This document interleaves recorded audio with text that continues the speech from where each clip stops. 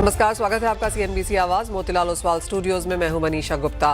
भारत और यूएई के बीच कारोबार बढ़ेगा और इसका ज्वेलरी बाजार पर कितना असर होगा, इस पर बात करने के लिए हमारे साथ हैं जेमन ज्वेलरी एक्सपोर्ट प्रमोशन काउंसिल के एग्जीक्यूटिव डायरेक्टर सब्यसाची रे। हमारे साथ जुड़ेंगे मोतीलाल ओसवाल के डायरेक्टर किशोर नारने भी। लेकिन सबसे पहले आइए चलते हैं हिंदुस्तान जिंक के CEO and whole time director Arun Mishra के पास।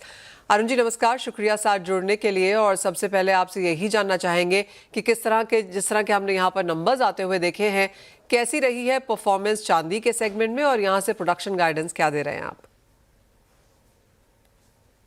तो गाइडेंस हमारा जो पहले दिया हुआ है उससे हम लोग कोई चेंज नहीं कर रहे हैं, गाइडेंस सेम रहेगा। तो रफली 680 टन सिल्वर का बात हुआ था, प्लस माइनस 10-15 टन, तो हम लोग उसी में रहेंगे।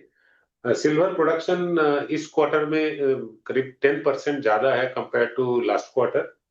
एंड जो कि ये जो ट्रेंड है, मुझे लगता है कि क्वार्टर 4 में भी जारी रहेगा और हम अच्छा सिल्वर प्रोडक्शन करके दिखाएंगे। प्लस हमने जो कुछ कंसेंट्रेट सेल किए उसका थ्रू भी सिल्वर का वैल्यू हमें पूरा मिला है। तो ये सब बात अगर देखें तो यस, क्वार्टर 3 का परफॉर्मेंस क्वार्टर 2 से जरूर काफी अच्छा हुआ है। Q1Q हमारे पैट जो नेट प्रॉफिट जो है 3,916 करोड़ 48% बढ़ा है। तो ये ट्रेंड अगर हम लोग जारी रखें तो क्वार्टर 4 जरूर और अच्छा निकलेगा। साथ ही साथ अगर ओवरऑल टोटल चांदी की प्रोडक्शन की बात की जाए, कितना हेज्ड है और किस रेट पर है आप कहेंगे? नहीं, सिल्वर तो हमने पहले जो हेजिंग हुआ था करीब 35.9 या $36 में हेज हुआ था। तो अभी तो हमारा कोई हेज नहीं है और सिल्वर में। साथ ही साथ अगर स्टील प्राइसेस की बात की जाए तो यहाँ पर भी हल्की सी बढ़त देखने को मिली है। यहाँ से अब क्या प्राइस आउटलुक है और जिंक आप कैसे देखते हैं? जिंक प्राइसेस से ज्यादा उसका जो फैक्टर है वर्ल्ड ओवर करीब 1 to 2% डिमांड बढ़ने का उम्मीद है। तो ये तो स्टेबल है, जिंक का ये जो प्राइस है इसमें कोई चेंज होने वाला नहीं है। तो this is very very heartening. और अभी भी कोई अगर नया माइन को आना भी होगा तो कम से कम तो 2-3 साल तो लग ही जाएंगे। इसीलिए डिमांड सप्लाई इक्वेशन में बहुत ज्यादा चेंज अभी होने वाला नहीं है। एंड फाइनली FY27 के आउटलुक की अब यहाँ पर बात की जाए तो उसे कैसे देखते हैं आप? FY26 पहले खत्म होने देते हैं, FY26 पहले खत्म होने देते हैं। FY27 हमारा बिजनेस प्लान बन रहा है। तो जरूर हम तो हर बार कोशिश करते हैं हर साल जो है पिछला साल से और अच्छा हो। हमें उम्मीद है इससे भी अच्छा होगा। अरुण मिश्रा जी बहुत शुक्रिया साथ जुड़ने के लिए और वो सारे डिटेल्स हमारे दर्शकों के साथ शेयर करने के लिए। तो बेहतरीन नंबर्स वहां पर आते हुए नजर आए हैं। एंड एब्सोल्युटली चांदी ऑल टाइम हाइज और जिंक के भावों में तेजी है और हिंदुस्तान जिंक इन तीनों में ही काफ़ी स्ट्रॉन्ग नंबर्स पे है। तो क्लियरली कॉस्ट एफिशिएंसी और जिस तरह के नंबर्स हैं वो काफ़ी क्लैरिटी के साथ बताए जाते हैं। और स्टॉक रिएक्शन हम यहाँ पर देख ही रहे हैं, डे के हाइज पर है और 4.5% की तेजी के साथ फिलहाल कारोबार। बात अब यहाँ पर FTAs की कर लेते हैं। और जहाँ तक जेमन ज्वेलरी सेक्टर की बात है, यहाँ पर लगातार हमने यहीं से सपोर्ट आता हुआ देखा है। हमारे साथ GJPC के ED सब्यसाची रे हैं। सब्यसाची जी बहुत शुक्रिया साथ देने के लिए। भारत और UAE में यहाँ पर और भी कारोबार बढ़ने की उम्मीद है, एक्सपेक्टेशंस हैं, किस तरह से आप देखते हैं पूरी बातचीत को? देखिए मनीषा जी, ये जो इंडिया UAE जो FTA जो cepa comprehensive economic partnership agreement जो हुई है, इसको आप पहला दिन से ट्रैक कर रहे हैं। तो ये जो जेमन ज्वेलरी अभी जो टोटल जो हमारे जो कारोबार है इंडिया और UAE के बीच में, उसमें एक बड़ी परसेंटेज जो है वो जेम्स एंड ज्वेलरी की है। और उधर पर ये जो ट्रेड जो आगे बढ़ा है, ये 3 साल में जो हुआ है, हम आपको बोल सकते हैं कि 22-23 में 16.54% बढ़ा है। नेक्स्ट ईयर 23-24 में 39.34% बढ़ा है। और इस साल अभी तक 18% ग्रोथ दिखा रहा है। एवरेज जो है वो आपका टोटल 3 साल में करीब 18% का ग्रोथ दिखा है। और ये अभी पहुंच गया है $7.23 बिलियन में। खाली एक्सपोर्ट, आप इंपोर्ट का देखें तो 200 टन का जो गोल्ड का आज का जो प्राइस है, जो 200 टन में हम उसको 1% का जो बेनिफिट दिया है। अभी 200 टन का आज का भाव में आप देखेंगे गोल्ड का भाव जैसे बढ़ा है, तो ये जो 200 बिलियन का टारगेट जो है, हमारे हिसाब से तो दोनों देश बहुत इसमें फायदा हुआ है। और ट्रेड का जो बढ़त है वो उधर पर जाने के लिए हम लोग तैयार है और राइट दिशा से जा रही है। और यूएई को बेस करके टोटल जो मिडिल ईस्ट मेना कंट्रीज है उधर पर बढ़ सकते हैं हम लोग, और बढ़ भी रहा है, और सीआईएस कंट्री जो है उधर पर बढ़ रहे हैं। तो ये जो बहुत बड़ा एक मंडी है हमारा जेम्स एंड ज्वेलरी के लिए, ये हमारे लिए तो, हमारा सेक्टर के लिए तो बहुत फायदेमंद हुआ है। हम लोग आईजेक्स भी खोला है उधर पर, और उधर पर जो टोटल हमारा जो जो लोग उधर पर ऑफिस भी कर रहे हैं हमारा जो जेम्स एंड ज्वेलरी का, हम देखा है जितना बड़ा एक्सपोर्टर है सब लोग उधर पर बेस बना लिया है। तो उसी के लिए हमारा लिए ये one of the golden agreement sir. अभी जो टैरिफ के लिए यूएस में 44% जो घटा है उसको, बट आप देखेंगे टोटल एक्सपोर्ट हमारा जो है जेम्स एंड ज्वेलरी का करीब फ्लैट है आफ्टर 44% डी ग्रोथ कम होने के, दैट मीन यूएस में कम होने के बावजूद ये हमारा फ्लैट एक्सपोर्ट है। इसका बहुत बड़ा एक योगदान ये सीपा एग्रीमेंट को जाते हैं, इतना आपको आप बोल सकते हैं। एब्सोल्युटली साबेसाची जी, जब से हमने वो सीपा होता हुआ देखा है वो एक लैंडमार्क डील रहा है और उसी लिहाज से और उसी बेसिस पे बाकी सब कंट्रीज के साथ भी आपकी बातचीत है। ये बात हम लगातार कहते रहते हैं कि कई सारी कंट्रीज के साथ यहाँ पर एफटीएस बीटीएस होते हुए नजर आए हैं। अब आगे जाकर जिस तरह से ऑस्ट्रेलिया, इसके साथ साथ यूके में जिस तरह की कॉन्वर्सेशन है, किस तरह के नंबर्स यहाँ एक्सपेक्ट किए जा सकते हैं? जो ये 18% की ग्रोथ हमने यूएई के साथ आते हुए देखी है, आपको लगता है कहीं भी रेप्लिकेट की जा सकती है? मनीषा जी, रेप्लिकेट ऑलरेडी हो रही है। आप ऑस्ट्रेलिया का जो ग्रोथ इस साल देखेंगे 38% ग्रोथ है आफ्टर एफटीए लागू होने के बाद। इंडिया ऑस्ट्रेलिया का जो jewellery James and jewellery export Australia में 38% ग्रोथ है। हम लोग उधर पर भी बहुत बड़ा एक बेस निकल के आ रहा है जेम्स एंड ज्वेलरी। और यूके का अभी ऑलरेडी ग्रोथ है, लेकिन एक बार लागू हो जाने दीजिए 0% ड्यूटी, तो उधर भी ग्रोथ देखेंगे। ओमान में हाल ही में हुआ, ओमान वेरी स्मॉल, बहुत छोटा मार्केट है, लेकिन यूके के लिए हम लोग बहुत बड़ा उसका फायदा हमारा सेक्टर को होगा। और एक जो रिसेंटली जो न्यूज में भी आ गया है, India is signing with EU.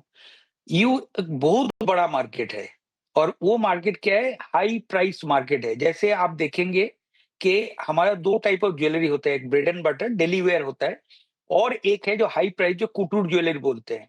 तो यूरोप कुटूर ज्वेलरी के लिए बहुत अच्छा एक मार्केट है। आप देखेंगे कि हमारा सब डिजाइनर है Paris fashion week, Milan fashion week पे जाके वो ड्रेसेस दिखा रहे हैं, ज्वेलरी दिखा रहे हैं। तो वो जो हाई प्राइस जो ब्रांडेड ज्वेलरी है, उसके लिए हमारे सामने एक नया दिशा, नया मार्केट खुल जाएंगे। और थर्ड थिंग जो ये आप भी कवर किए, हम भी रेगुलर बोलते हैं, ये जो हमारा रिटेलर जो है, आप देखिए आज हमारा रिटेलर लोग न्यूजीलैंड में कितना दुकान खोला है, ऑस्ट्रेलिया में कितना दुकान खोला है, अभी लंदन में हाल ही में कल्याण दुकान खुल लिया है। तो ये जो अभी यूरोप में, पूरा यूरोप हमारा रिटेलर्स के लिए अभी नया मार्केट खुल के आ जाएंगे।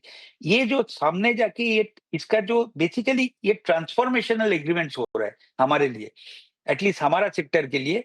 और ये ट्रांसफॉर्मेशनल एग्रीमेंट का दिशा जो है नेक्स्ट 5 इयर्स में आप लोग देख सकते हैं कि किधर पर हम लोग, जो हमारा एक्सपोर्ट काउंसिल का भी जो टारगेट है कि बाय 2030 हम लोग $75 बिलियन में पहुंचेंगे, वो ये जगह पर फिनिश ज्वेलरी और रिटेल के माध्यम में हम लोग पहुंचेंगे। इतना दिन हम लोग रॉ मटेरियल जैसे डायमंड एक्सेट्रा एक्सपोर्ट करते थे।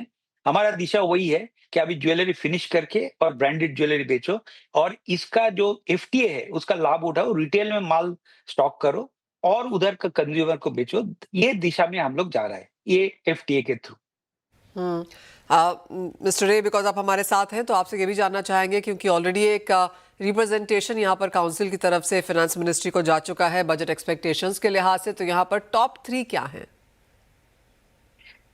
देखिए हमारा जो है, हम लोग जो टॉप 3 जो बोल रहे हैं, सबसे बड़ा जो हम लोग बोल रहे हैं कि हमारा ईज ऑफ डूइंग बिजनेस चाहिए। क्योंकि आपको एक बोलते हैं ना, साथ साथ चलना है। जैसे आप एफटीए खोल रहे हैं, एफटीए मतलब क्या है, आप लोग उधर पर ड्यूटी फ्री रेजिम कायम कर रहा है। तो ड्यूटी फ्री रेजिम मतलब हमारा ज्वेलरी में क्या सैंपल नहीं होता है, तो उधर पर दिखाने के लिए माल भेजना पड़ता है, और उसको हम लोग बोलता है कि वो जो हमारा जो जाते हैं उधर पर ज्वेलरी कंसाइनमेंट, दैट मीन हम लोग दिखाने के लिए माल भेजते हैं, देखने के बाद ऑर्डर आता है, बेस्ड ऑन दैट हम लोग फिर माल भेजते हैं।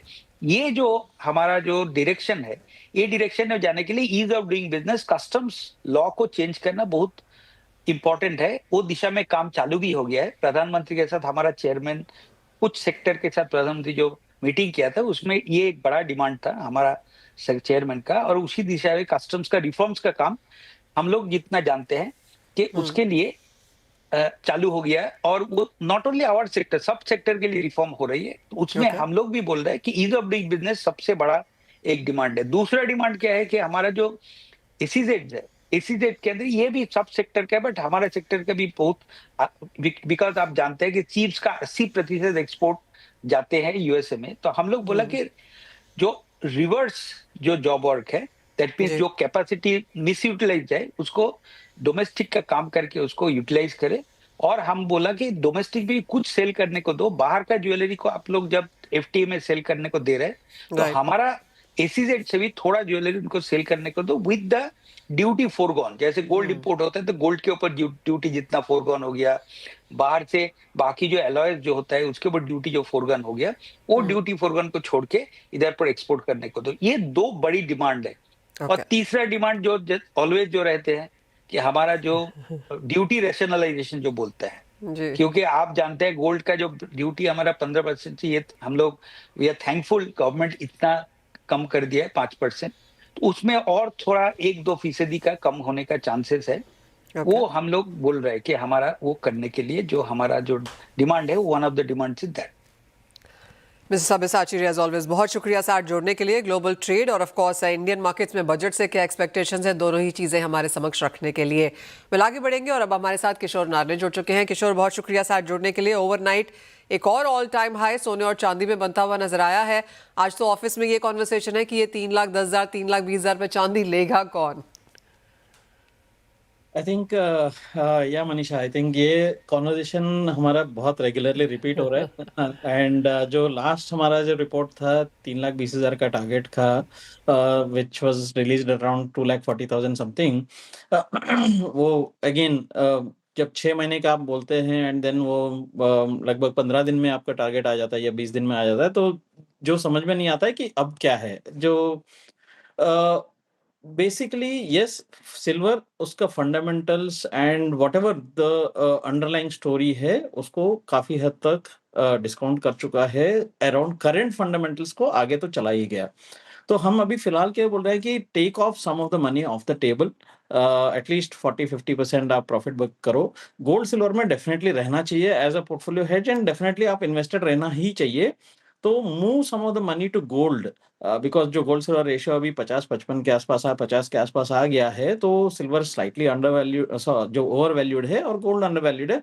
तो move some money to gold and stay invested, because आप बाहर नहीं आ सकते हैं। जो मैक्रो एनवायरनमेंट है, जो रोज फॉर एग्जांपल जो ट्रम्प का भी जो attack on EU on basis of the नया टैरिफ्स, जो ट्रस्ट इश्यूज है ग्लोबल मैक्रो सिस्टम पे और जो ग्लोबल करेंसी सिस्टम पे, वो तो अभी एड्रेस नहीं हुआ है। एंड जो सिल्वर का जो डिमांड सप्लाई गैप है, वो काफी हद तक प्राइस में डिस्काउंट हो चुका है। So it's a very tricky situation even after so much experience which we carry.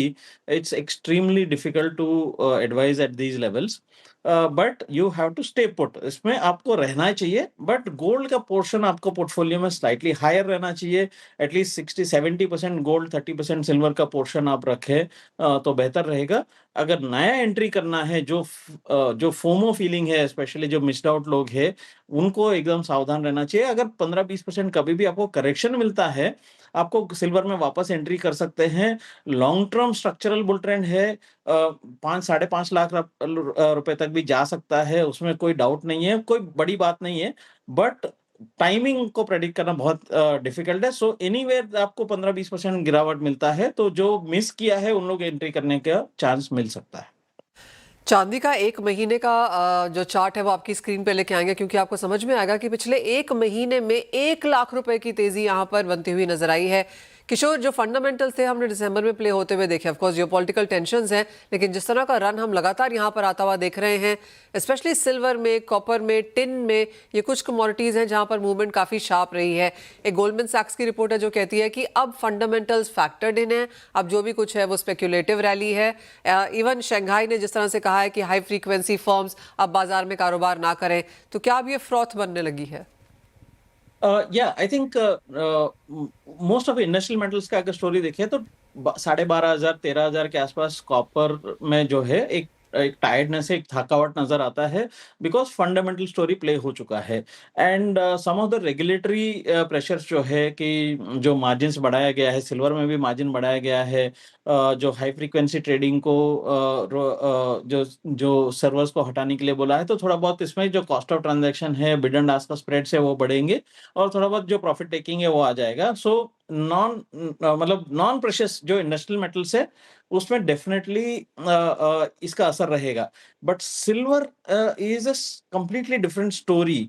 Yes, froth है उसमें, मैं मानता हूं, बट फ्रॉथ जैसा गायब हो जाएगा, वापस बहुत बड़ा एक इन्वेस्टमेंट अपॉर्चुनिटी बन सकता है। तो इसमें से आप कंप्लीटली रूल ऑफ मत करो।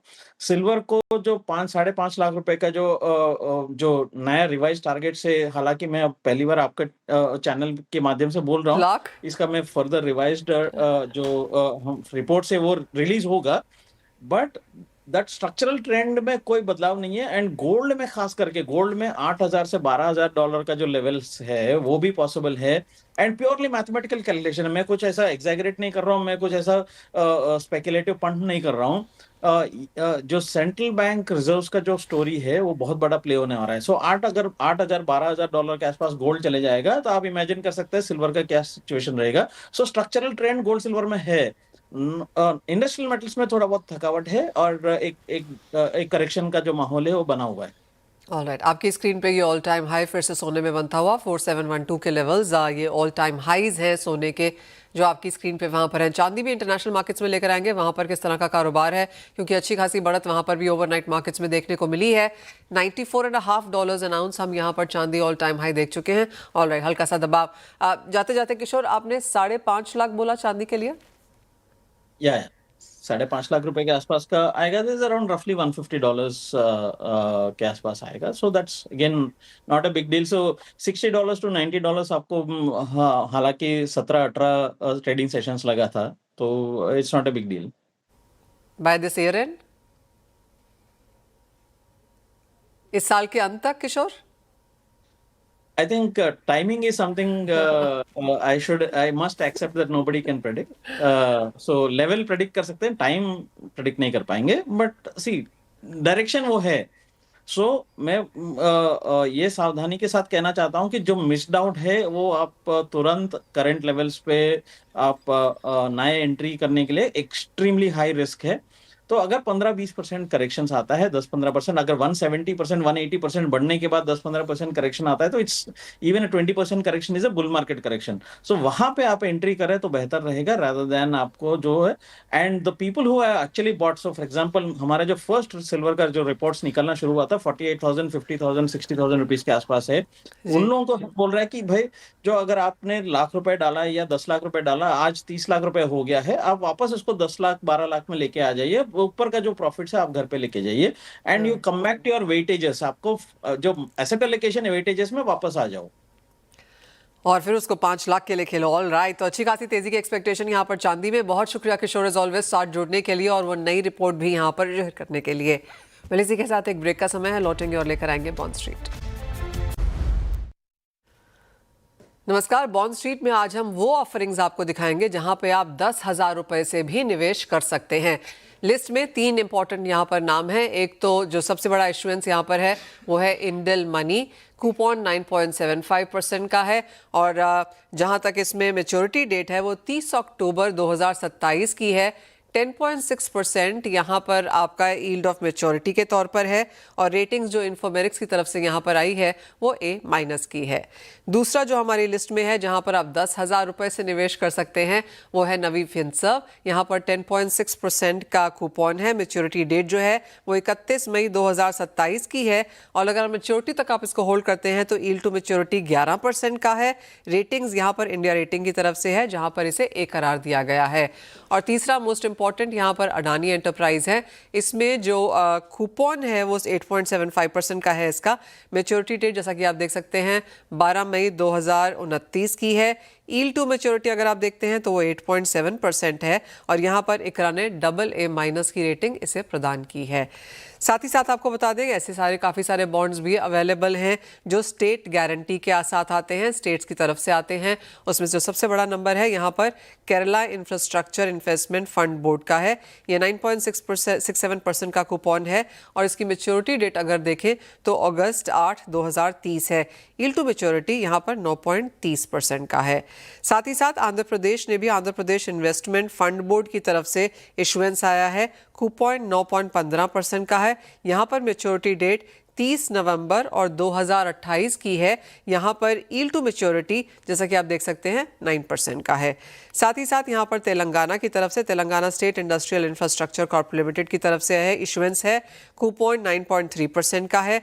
मैच्योरिटी डेट अगर आप देखें तो दिसंबर 31, 2029 की है और यील्ड टू मैच्योरिटी यहाँ पर भी 8.92% तक आपको मिलेगा। CNBC Awaaz and India Bonds presents Bond Street.